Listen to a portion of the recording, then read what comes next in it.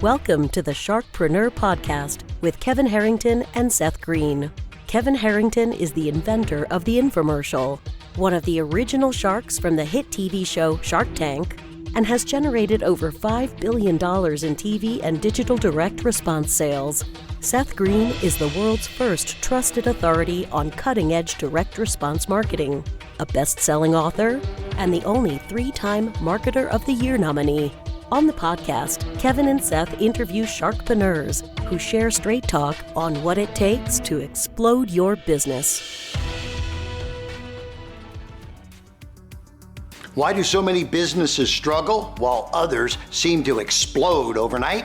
Do you wish you had the secret to this type of exponential growth? Now, I've scaled more than 20 businesses to over $100 million, and it's not just luck. In my new book with Mark Tim, Mentor to Millions, you'll learn the repeatable framework I use in all my business ventures for massive success. Order at kevinmentor.com and get over $1,000 in bonuses. Head to kevinmentor.com. All right, welcome everyone to this live stream edition of the Sharkpreneur podcast. We are here with Ryan Englin from corematters.com to help you grow your business with a proven hiring process that gets repeatable results.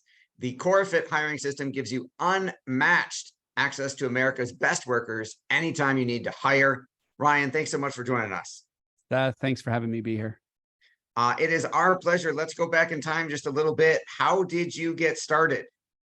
Oh, I grew up in entrepreneurial family. My dad was an owner operator, and I watched him work 12-hour days, 6 days a week, just grinding it out because he couldn't build the right team. So when I left college and finished my stint at corporate, started my own marketing company thinking, hey, I'm going to do something, and found out that it was a challenge to hire people. But more importantly than that, I found out that my clients struggled hiring people. And so all the leads I generate for them, they didn't want because they couldn't service them. So I said, hey, let me see if I can solve the hiring problem. And I stumbled into it almost a decade ago, started working on it, realized that it wasn't that these people weren't good employers. They didn't build good teams. It's that no one ever taught them how to do this stuff. So I built the system, the CoreFit hiring system, and now we implement it and teach our clients how to use it. So I am sure that the longer version of that story could probably be in a book somewhere if it isn't already. Oh, October 17th, I got my book coming out. Hire Better People Faster is the title of the book, October 17th. Make sure we'll ask you at the end where we can go to pre-order that. Yeah. I will be the first person to buy that book. So you started a marketing agency, or you were doing marketing. If I heard this correctly, you were generating leads for your clients. You were getting results. The marketing was working, but they couldn't keep up with the volume because they didn't have enough of the right people. And you also experienced the challenge of hiring the right people and said, instead of solving this marketing problem, I'm going to go solve the hiring problem, which it appears, obviously, you've been doing this a while, that you did. What are some of the biggest mistakes we as employers make when it comes to trying to get the right people in the right seats on the bus? I think one of the biggest problems is not identifying who the right people are. I look at hiring as a marketing activity. Recruiting is a marketing activity. It's just like when you go out to find a customer, the first question marketing company asks you is, who's your ideal customer? Who's your ideal employee? Most of the time, we don't ever take time to take a step back and figure that out.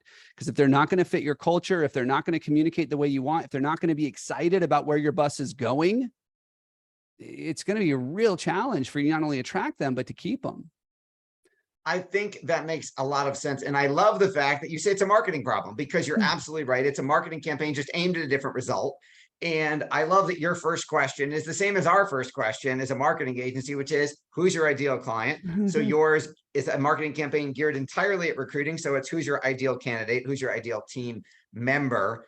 Let's pretend, can you give me an example of, because you've worked with a lot of companies, what is an example of, this is going to seem obvious, what's a really poorly defined definition of who our ideal team member is? And then give me someone who got it right. Yeah. So I think the biggest problem everybody does, and this is where they end, is what we call position fit. So they've identified the person that can do the job. They've got this set of skills. They've got this set of tools. They've got this set of experience. They've got this education. They've defined that. And that's great if you're looking to put a cog into your machine, if you will. But if you're looking to hire a human being, Now you've got to make sure that there's cultural alignment. And that's the part where I think most people mess up. And partly because they don't know what their culture is. They haven't taken the time to really define it or be intentional about it. But secondly, they haven't really thought, who's going to be the right fit inside of this culture? What is it that we're going to be able to give them so that they get this sense that they belong here, that this feels like a place they want to be? Nobody takes time to do that. Remember, people don't leave jobs. They leave people.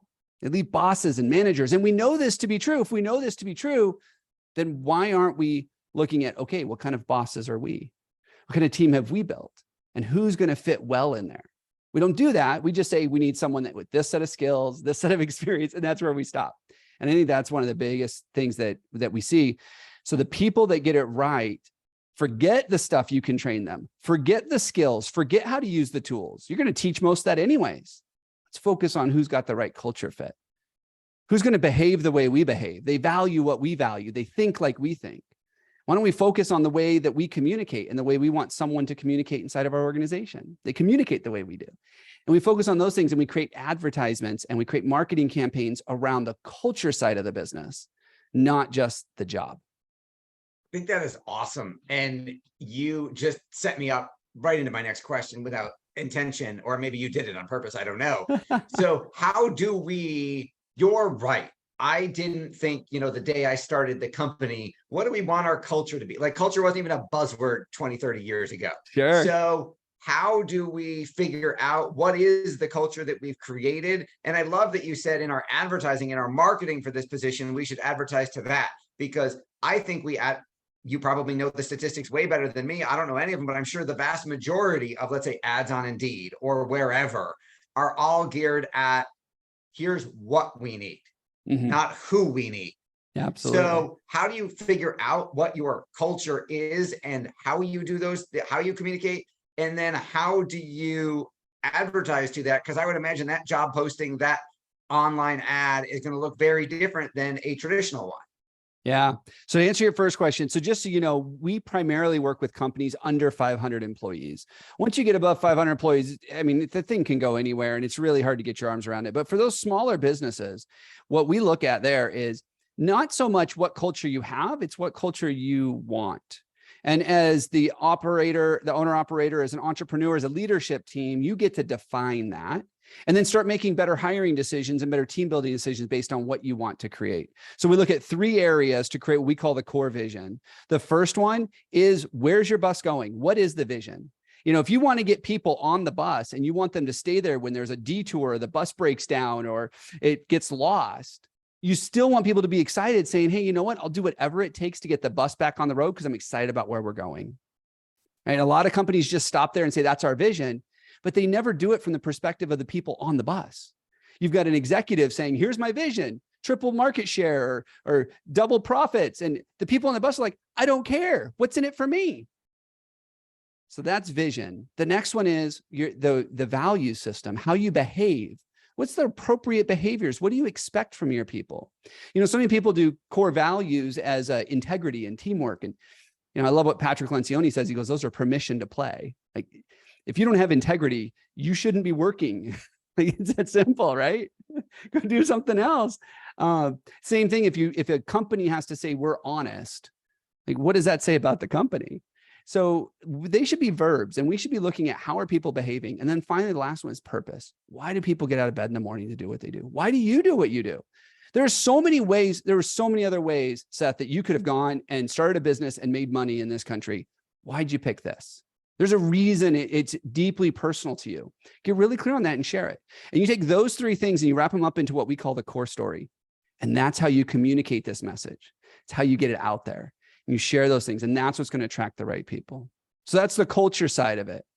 The job ad side of it, this is where we take the traditional, here's a bulleted list of all the skills and all the things that you need to be able to do. And we throw that away. We say, let's write an advertisement for this. It's not a job posting. It's not a job description. It's an advertisement. And the example I like to give is, if Chevy's got the new Corvette, do they put a commercial out there and spend millions of dollars on a commercial that says it's $155,000 and it does 0 to 60 of this fast? And oh, by the way, you got to do oil changes at this interval and it's going to cost you this much in maintenance.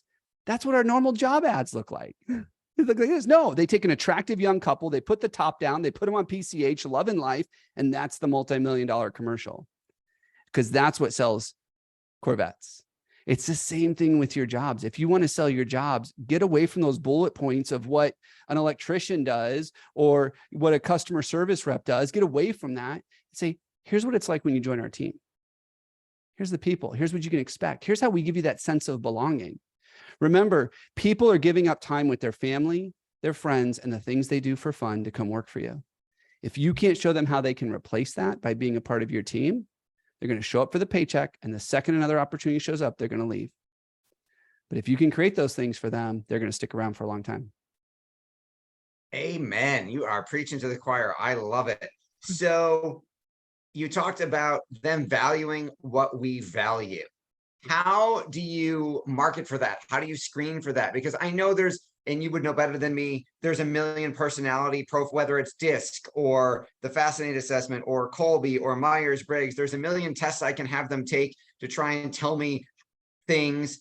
How do I don't know that there's a test, and maybe I'm wrong, but I don't know that there's a test that measures like things they hold dear to them and what their values are.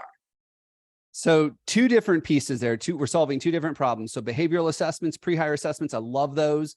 And I think they all have a place. And I always tell people the best one out there is the one that your team likes. It's that simple.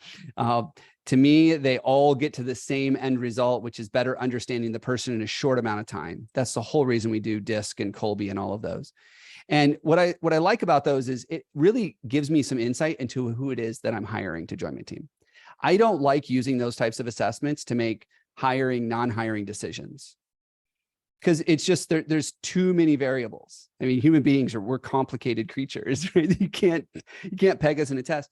So what we do on the other side is when we attract people for behaviors, what we do is not only do we put ourselves out there and say, this is how we behave.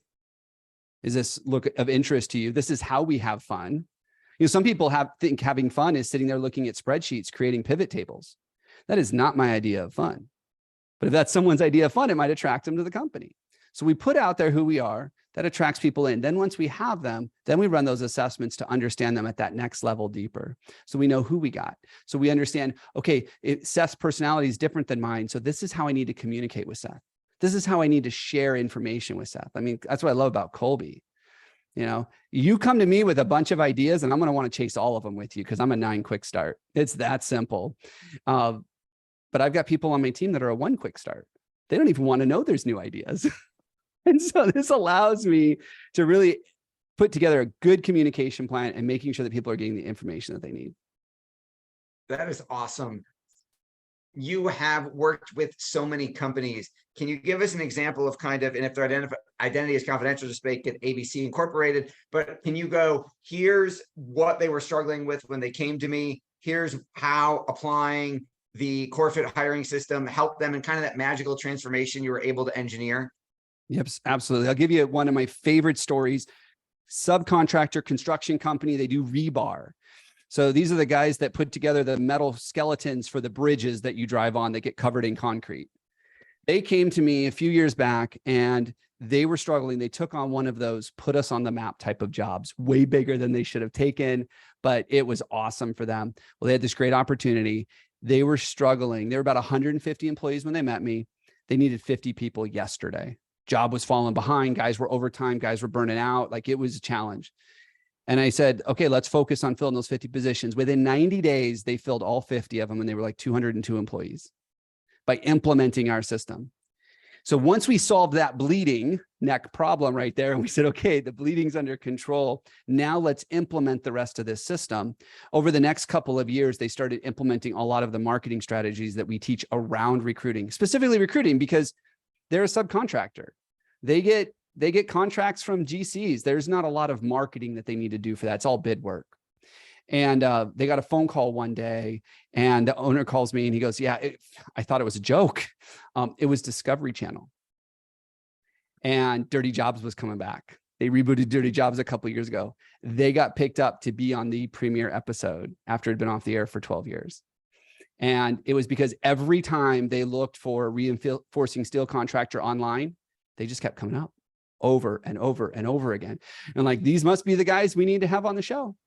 And so they got picked up to be on Dirty Jobs. So now that's part of their recruiting. Like Dirty Jobs noticed us. Check out what it was like when we had Mike out here on our job site. And so it's just more marketing and promotion that they get to do. And now filling positions is easy for them because they've been put on the map. In 200 employee construction company, nobody knows who those are, but people know who these guys are now. That's incredible. So 50 employees in a very short period of time. Are those folks like still with the company? Some of them are, some of them aren't. Is construction. So a lot of craft workers, general label, it's very transient because jobs come and jobs go. But they're stable now. They don't have the turnover problems they had before. They've got a solid team of people that are ready to grow in their career. So they've made a lot of changes in the last few years. Talk a little bit about what the CoreFit hiring system is all about.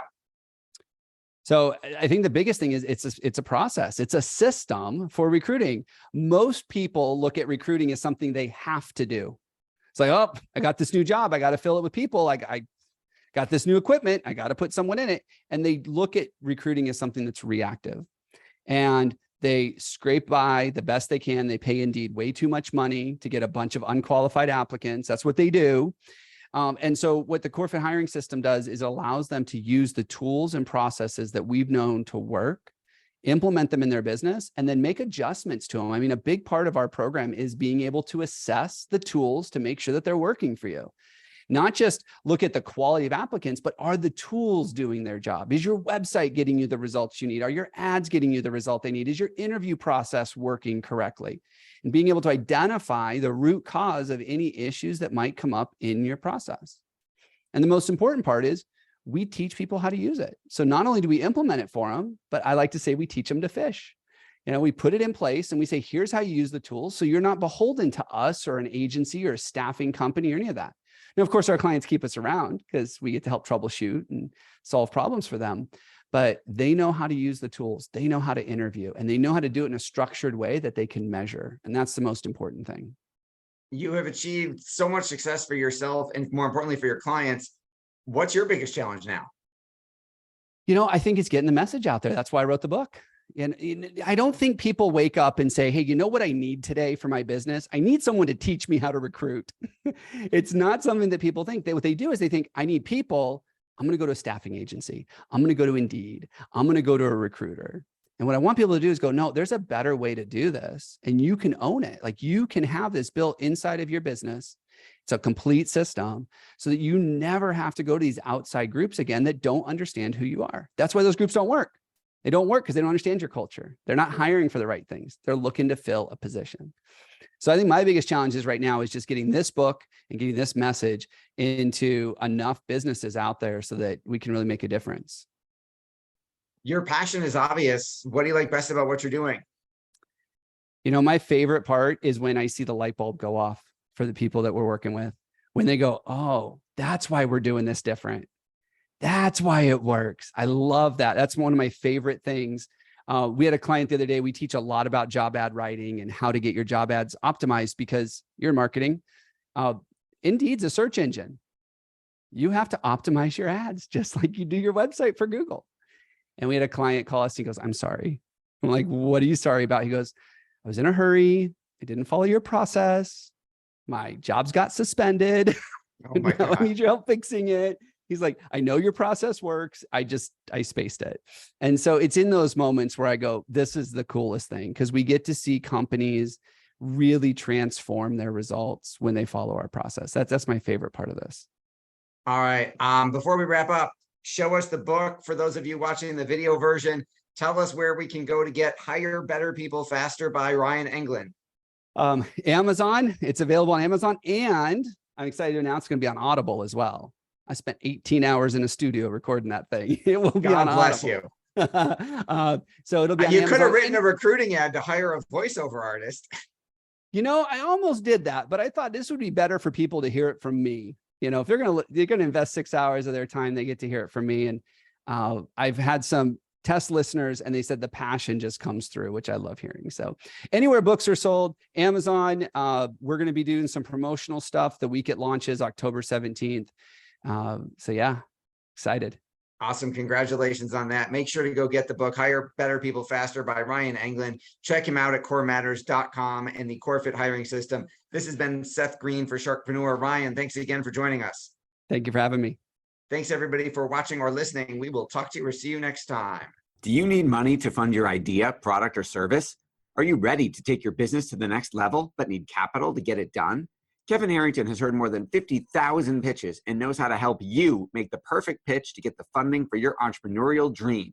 He's distilled the process down in his perfect pitch cheat sheet, and it's yours for free. Just text PITCH to him right now at 727-888-2100.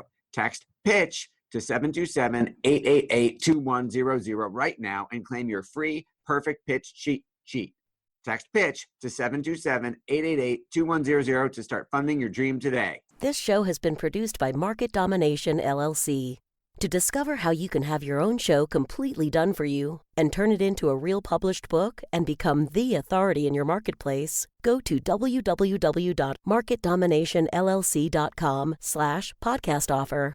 49 faces looked to him in triumph. Over the last 12 months, they had each taken turns and promoted his business for a week at a time, driving over $987,342 in revenue. What if you had a network of 50 centers of influence who promoted your business every week for a year? Grab your copy of the #1 Amazon best-selling book, The Ultimate Guide to Growing Your Business with a Podcast, at 33% off the Amazon price by going to ultimatepodcastbook.com. Again, that website for 33% off the Amazon price is ultimatepodcastbook.com.